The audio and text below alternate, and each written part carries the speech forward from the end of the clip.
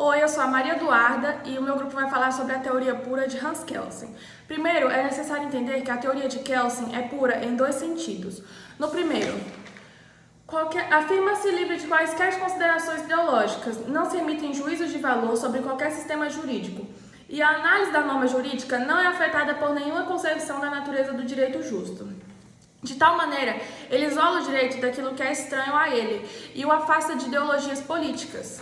O segundo, o estudo sociológico da prática do direito e o estudo das influências políticas, econômicas ou históricas sobre o desenvolvimento do direito ficam além da esfera de ação da teoria pura. Ou seja, ele não nega a aproximação do direito como outras ciências, como a psicologia e outras áreas como a filosofia e a sociologia. Para entendermos isso, é necessário que eu explique o que é sincretismo metodológico. Sincretismo metodológico é a junção de ideias e teorias conflitantes como se fossem semelhantes entre si. E ele se afasta justamente desse sincretismo metodológico, utilizado pelo direito, que tinha como base outras ciências. Então ele realmente quer purificar o direito, de tal maneira que a teoria pura antecede qualquer outra investigação em direito. Kelsen tenta responder a pergunta o que é o direito e como é o direito, e não o que deve ser o direito e de que maneira ele deve ser feito. Até mesmo porque o próprio nega que a tarefa da ciência jurídica seja justificar qualquer coisa. A justificação implica em um juízo de valor, e o juízo de valor é questão da ética e da política, mas não do conhecimento puro.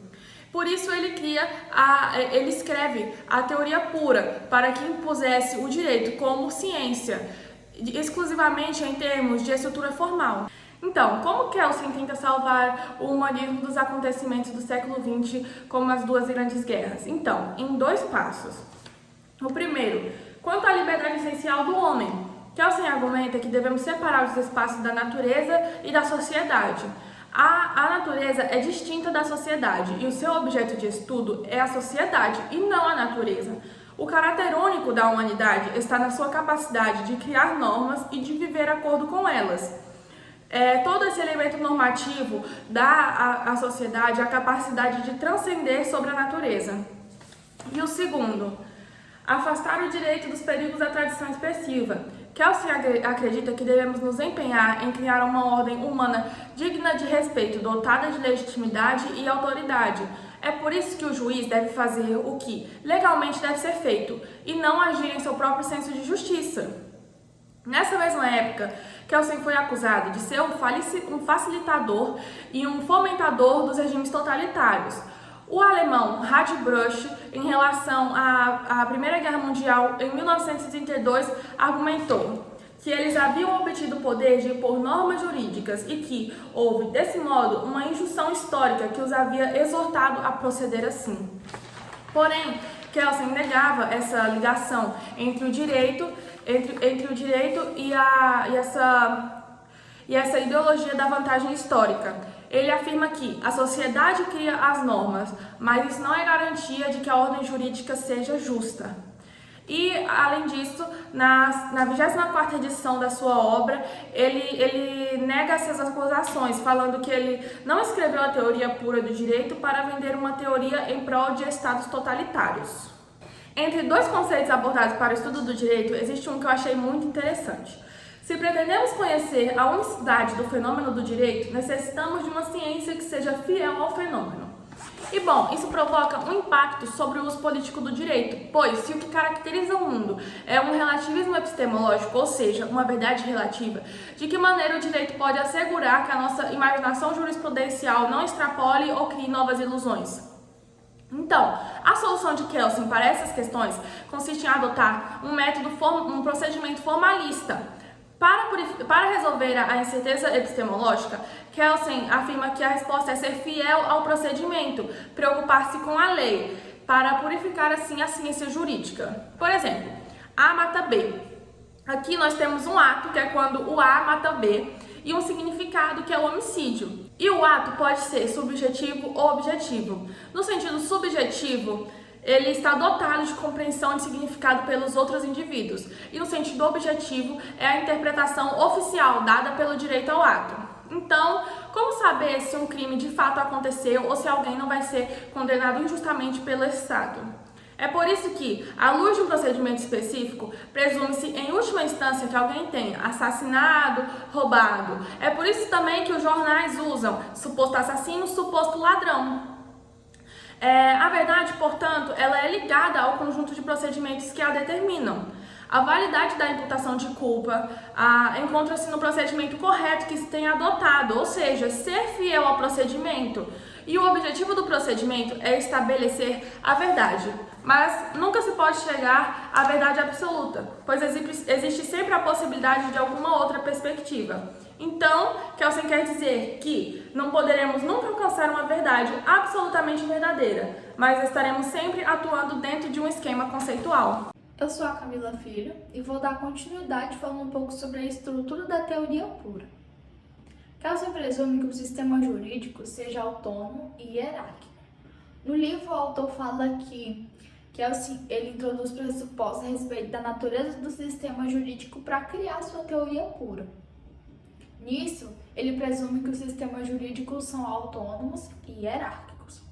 O autor também fala que, nas escrituras da teoria pura, o que Kelsen mais aborda é sobre o detalhamento das relações das normas com o sistema, a possibilidade de conflitos ou contradições entre as normas e a natureza da interpretação e da legislação. Distinção do ser e do dever ser do direito. O ponto de partida dessa teoria é a distinção que Kelsen faz do ser e dever ser do direito, no qual o ser é um fato real e o dever ser é a conduta que se adequa ao prescrito da norma. O ser da ciência jurídica é uma descrição de proposições de dever ser. E, inclusive, o próprio sistema jurídico, a própria ordem jurídica, é um sistema de proposições de dever ser.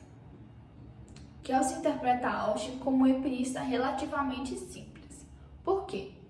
Kelsen acusa Ausch de não ter compreendido a estrutura normativa da legalidade e fala que, no final, a teoria auschiniana pretendeu extrair várias proposições de dever ser de proposições C. Normas e regras. Também é abordado que, para Kelsen, as regras são os aspectos superficiais do direito e as normas são os aspectos interiores. Mas como entender isso? As regras, nesse caso, são os aspectos observáveis, por exemplo, na escrita, e as normas são os aspectos inteligíveis, a essência da ordem jurídica.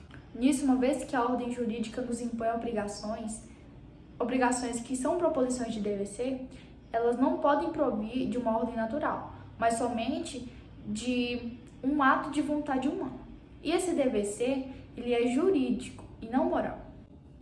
Agora eu também irei falar sobre a natureza específica da norma jurídica. Kelsen parte do realismo de Ausch.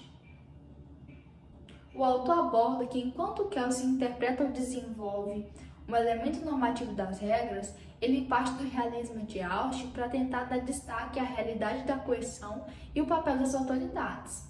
Uma norma jurídica é uma proposição de dever ser que tem em tais autoridades seu destinatário, permitindo que apliquem uma sanção em determinadas circunstâncias.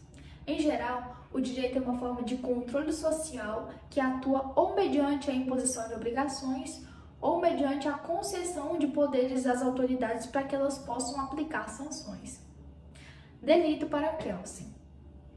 Se um cidadão ele provoca as condições nas quais uma autoridade deve aplicar uma sanção, ele não fez nada contrário à norma. Na verdade, ele fez algo que Kelsen titulou como delito. Até porque o sistema jurídico, ele não fala que ninguém roubará, mas sim que se caso alguém roubar, esse alguém será punibilizado. E ele também fala que normas sociais específicas, como não se deve roubar, elas podem ou não ser compartilhadas com mais pessoas, além das que fazem parte do corpo soberano que interpreta as ordens jurídicas. Normas primárias e secundárias. Kelsen, ele chama a primeira norma social de norma secundária e a primeira norma jurídica genuína de norma primária. Vale ressaltar que somente a norma primária ela é considerada como norma verdadeira. A busca da essência do sistema jurídico, Kelsen combina uma observação positivista do papel das autoridades com as instituições jurídicas. Irei falar também sobre as faculdades interpretativas do cientista jurídico. O significado jurídico não é algo facilmente perceptível aos sentidos. Em termos neokantianos, decompomos nossas faculdades de observação. O significado jurídico de um ato, ele não é facilmente identificável aos nossos sentidos. Nós não percebemos isso de cara. E a importância de um ato ou de um evento jurídico, ela é dada a partir da interpretação que nós fazemos dos materiais que a nossa memória nos oferece. Por exemplo, a narrativa da vida social. E no caso dos cientistas jurídicos, os instrumentos necessários para a interpretação jurídica. Especificamente, a existência de um conjunto jurídico de leis, por exemplo, as que determinam que o ato de matar outros seres humanos é um assassinato. Para concluir, o material para a interpretação se encontra na ideia de validade jurídica do sistema jurídico, teoria da validade jurídica.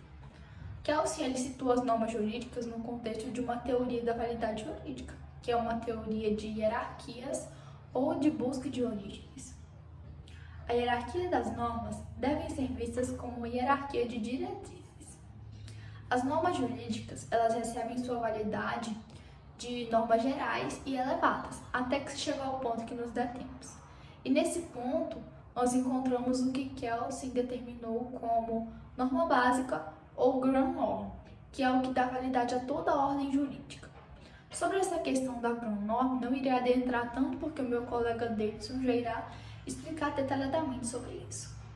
E para concluir, é importante saber que Kelsen argumenta que devemos extrair um sistema lógico do material da ordem jurídica. Bem, eu sou o Davidson e agora eu vou falar sobre o tópico a norma ou norma básica é um pressuposto de pensamento e não um fato ou uma entidade empírica. Ok, chegamos à norma básica quando não podemos mais dar passos atrás em nossa cadeia de validade. Por exemplo, como é citado aqui no texto, uma lei municipal ela é fundamentada, ela encontra sua razão de validade nas leis oriundas do parlamento. Ou seja, estamos falando aqui de uma norma superior, que nada mais é do que uma norma que apresenta a razão de validade de outra norma. Então, o que legitima essa lei municipal são as leis oriundas do parlamento. E o que legitima o parlamento, por sua vez, são o conjunto de postulados que formam a Constituição, ou seja, outra norma superior. Então é aqui que vai surgir o questionamento. A gente não pode prosseguir infinitamente na busca pelo fundamento, pela validade das normas. A gente vai chegar a um ponto que, esse ponto que nós paramos, não vai ter havido nenhuma outra norma superior, nenhuma outra norma anterior a esse ponto que o fundamente. Então é justamente aqui que vai surgir a pergunta, o que legitima então, o que fundamenta então a validade da Constituição? Ok, alguém poderia argumentar que houve uma Constituição anterior a essa Constituição que está em vigor hoje, que institui uma Assembleia Constituinte, redigiu essa nova Constituição e passou que essa nova Constituição entrasse em vigor. Beleza, só que ao a gente buscar a fundamentação, a razão de validade das Constituições, a gente vai chegar em uma Constituição em que não vai ter existido nenhuma norma jurídica anterior a ela, nenhuma norma superior que fundamente, que a legitime para que ela esteja em vigor, em vigência. Então, vai ser nesse cenário que Kelsen vai chegar com o seu pressuposto da existência de uma norma mais elevada, que estaria no topo de todas as outras normas, que é a norma básica. Ela é, portanto, a origem comum da validade de todas as normas que pertencem ao mesmo ordenamento jurídico. Ela que vai conferir validade à Constituição e vai dar sentido e unidade a todo o sistema jurídico. De maneira mais específica, Kelsen vai prescrever a norma básica como sendo algo que indica que os atos devem ser praticados de acordo com as normas que estão contidas na Constituição. De maneira mais simplista, a norma básica indica que obedeça à Constituição. Tome o que a Constituição diz como verdadeira, como válida e se submeta a ela. É de extrema importância destacar que a norma básica ela é um pressuposto do pensamento. Ela é algo que se presume a sua existência. Ela não está em um documento escrito, ela não é uma norma codificada, posta por uma autoridade. Pois caso ela fosse uma norma jurídica, caso ela fosse uma norma positivada, haveria necessidade de ter outra norma superior a ela, outra norma jurídica que a fundamentasse, ou seja, a gente andaria, não chegaria a lugar nenhum. Por isso que, quando a gente fala em norma básica, a gente está falando de um pressuposto de pensamento, algo que se presume que existe e que está no campo hipotético da coisa. Ok, ainda é destacado que quando há sistemas jurídicos onde não há uma Constituição escrita, a Constituição vai decorrer do costume.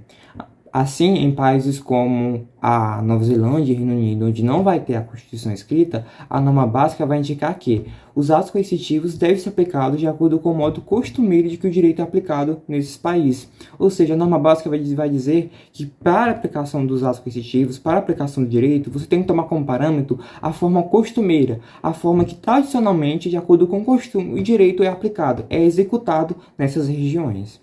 Então, sob toda essa perspectiva, a gente vai entender que a principal função da norma básica é estabelecer a validade do direito positivo. E Kelsen deixa bem claro que ele, ao formular esse modelo teórico, ele não está nada mais do que trazendo à consciência aquilo que os juristas já fazem quando estão executando seu papel, seja de forma consciente ou não. Ao enxergarem o direito positivo não como um mero fato de um poder, mas sim como um direito, como normas e que devem ser aplicadas. Ok, entendemos, né? A norma básica é um pressuposto de pensamento e ela que vai conferir validade e unidade a todas as normas que pertencem a um ordenamento jurídico. Mas quem exatamente pressupõe essas normas? Bem, o autor também se questiona e Kelsen, em alguns momentos, vai insinuar que qualquer pessoa, enquanto cidadã, que for pensar sobre o ordenamento jurídico, for pensar sobre a validade de determinada lei, vai chegar no pressuposto da norma básica, visto que ela é uma condição necessária para a interpretação do material jurídico. Já em outros momentos, Kelsen vai falar que a norma básica é um pressuposto dos juristas, que é o que, como eu citei anteriormente, que é o que eles fazem ao interpretar o direito positivo, não como um mero complexo de fatos, mas sim como um sistema de normas válidas e que devem ser atendidas. E para tudo isso há um adendo. A gente pode não querer pressupor norma básica nenhuma. Então, o autor fala aqui que a gente pode querer não interpretar, não enxergar o ordenamento jurídico como uma instância sistemática e, dessa forma, não querer presumir uma norma básica, uma norma. Só que a divertida é uma consequência para isso. Se a gente realizar essa ação de não querer pressupor, não querer chegar como instância sistemática, a consequência vai ser que a gente não vai conseguir aplicar, praticar uma ciência jurídica positivista. O próximo tópico que eu vou falar é a relação entre validade e eficácia. Aqui começa destacando a condição necessária para a hipótese da norma básica é que o sistema de normas a que ela se refere seja eficaz. É importante notar que a eficácia das normas é uma condição necessária e não suficiente para a validez das normas constitucionais. Isso porque o mero fato de que vai existir um conjunto de normas efetivas em uma sociedade não quer dizer necessariamente que vai existir um conjunto de normas válidas nessa sociedade. Isso porque para que essas normas sejam tidas como válidas, é necessário que se pressuponha, que se presuma a validez dessas normas eficazes que estamos nos referindo. Por isso é que se diz que nem todo conjunto de normas eficazes são válidas, mas todo conjunto de normas válidas são necessariamente eficazes, visto que isso é uma condição necessária para a validez, além de que se presuma a validez dessas normas. E o último tópico que eu vou abordar é a natureza ficcional ou hipotética da norma básica destrói a pureza da teoria de Kelsen? Bem, depois de 1963, Kelsen vai mudar de perspectiva. A norma básica deixa de ser estritamente um pressuposto de pensamento e passa a ser um produto fictício de uma vontade fictícia. Isso porque basicamente estava acontecendo foi ele, Kelsen, ao falar que a norma básica era um pressuposto de pensamento jurídico e não um ato efetivo de vontade, poderia-se facilmente objetar que uma norma, quando se fala em norma, está se falando de um ato de vontade de uma autoridade e não de um ato de pensamento. Então, para fugir dessas objeções que estavam sendo destinadas a ele, ele falou, ok, então juntamente com a norma básica, que é um pressuposto de pensamento, haveria uma autoridade imaginária, uma autoridade fictícia, que teria, pelo seu ato de vontade, a norma básica como produto. Então, ele arquitetou esse esquema para dizer que a norma básica, a teoria da norma básica era, assim, verdadeira e conferia, assim, validade a essa teoria que ele estava arquitetando sobre o ordenamento jurídico e sobre essa busca do processo de fundamentação. Então, ele, ao propor esse novo esquema, ele vai até flertar um pouco com a teoria filosófica do como se, de Hans Weinher. Não sei se é exatamente assim que se pronuncia. Né, destacando assim que vai existir essa diferença entre hipótese e ficção. Porque, diferentemente de hipótese, ficção, ao se falar em ficção, você tem na sua consciência, paralelamente, a ideia de que a realidade está à parte. E que essa ficção não necessariamente vai corresponder à realidade verdadeiramente. Então, segundo Kelsen, a única maneira da gente manter livre ao máximo essas contradições e conflito das normas dentro do ordenamento jurídico, a gente tem ciência na nossa cabeça que a ciência jurídica tem como base uma ficção, que no caso está se remetindo aqui à norma básica, que vai conferir validade, sentido e unidade a todo o ordenamento jurídico. Meu nome é Emanuel Miyamura e agora a gente vai encaminhar para a finalização da apresentação. Bem, agora o autor vai trazer: tendo despojado o Estado de toda importância mística, pode Kelsen oferecer alguma coisa que proporcione unidade social? Onde devem situar-se as garantias metafísicas? O autor ele vai nos trazer que Kelsen ele limitou o seu estudo a apenas a análise da estrutura da ordem jurídica e os princípios metodológicos da teoria pura. Kelsen, o autor vai nos trazer aqui que quando Kelsen for falar sobre justiça, ele vai fazer-se como uma pessoa à parte, como uma pessoa diferente. Porque Kelsen diz que para falar sobre tal conteúdo é necessário que tenha todo um estudo, todo um fundamento para poder, vamos assim dizer, ter local de fala, né? E aí ele vai, toda vez que ele for falar de justiça, então ele vai colocar-se como uma pessoa a par, como alguém diferente a esse conteúdo, porque ele não tem todo esse aprofundamento.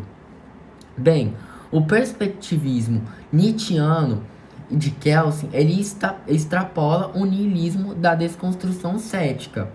E em certo sentido, Kelsen está argumentando que é demasiadamente fácil negar ao mundo que exista uma realidade unitária e precisamos da construção autoconsciente para ultrapassar o vazio.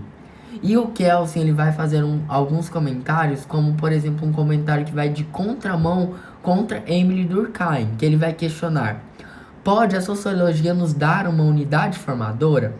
E o autor do livro vai nos trazer que só o Estado pode nos manter unidos pela relação de cidadania. E em lugar do misticismo do Estado, Kelsen ele não vai ter nada a oferecer. E em última instância, Kelsen ele talvez nunca tenha ido além da imagem de poder que o autor nos traz. A seguinte fala de Kelsen: assim, por trás do direito positivo não há nem a verdade absoluta da metafísica, nem a verdade absoluta do direito natural. Quem ergue o véu, se não fechar os olhos, irá deparar com o poder de cabeça dos Gorgias. Diante disso, a gente vai partir agora para a parte que vai falar de que modo a teoria pura de Kelsen ela ilumina o destino do positivismo jurídico. Bem, como todos sabemos, Kelsen ele foi um dos clássicos positivistas jurídicos modernos. E o positivismo jurídico, ele é caracterizado, ele é identificado por 3 características, e Kelsen vai denominá-las de ethos de distância, ethos de transparência e ethos de controle. Bem, o ethos de distância. O ethos de distância, né, no positivismo jurídico, vai enfatizar a problemática de se construir um propósito comum e estabilizar a interação social. E vai ter essa necessidade de distanciar o sujeito da ordem jurídica, como por exemplo, entrar a questão da validade, da legitimidade, da obediência.